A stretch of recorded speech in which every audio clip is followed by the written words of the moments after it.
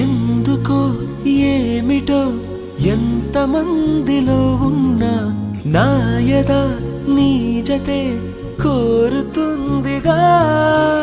ఒంటరి దారిలో నాకు తోడువైనావు ఎన్నడూ నీడగా వెంట ఉండవా అరే కలలే నిజమైనాయి కనులే ఒకటై కలిపేస్తూ నీ చేయి అడుగే చిందయ్యి మన స్నేహాలు సావాసాలు కలకాలాలకు కథ కావాలి